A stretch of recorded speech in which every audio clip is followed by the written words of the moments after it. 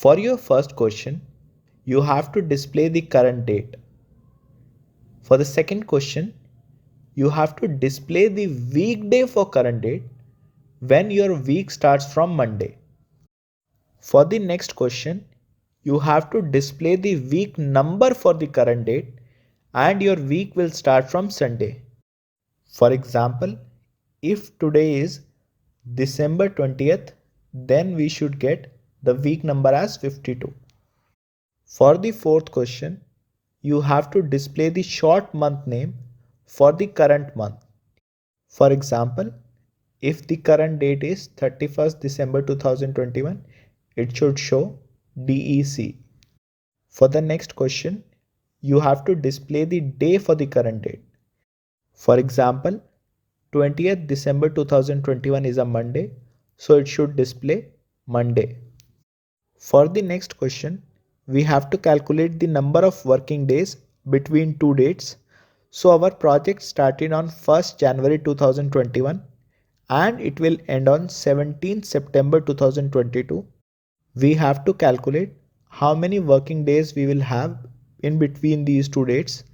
Our weekends will be on Saturday and Sunday and assume that there are no public holidays. For the next question, we have to calculate the project end date. Our project will start on 1st January 2022.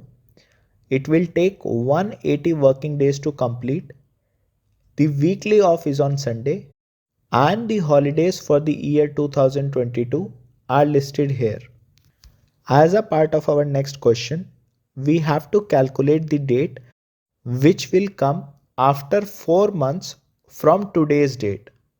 For the next question, we have to calculate the start of month on the basis of our current date. For the next question, we have to display the end of month date for the previous month based on our current date. As a part of the next question, we have to calculate the number of days between 14th August 2019 and 30 November 2021. Also, calculate the number of months between 14th August 2019 and 30th November 2021. For the next question, we have to calculate quarter on the basis of this date column. For the next one, we have to calculate the start of year date on the basis of our current date. And for the next one, instead of calculating start of year, we have to calculate the start of quarter date on the basis of our current date. Make sure all these formulas are dynamic and they should change as our dates are changing. For the final question, we have a scenario. A candidate joined on 30th June 2021 and he served for the rest of the year. If he had worked for the entire year 2021, he would have got $8,000. How much money should he get since he joined on 30th June 2021?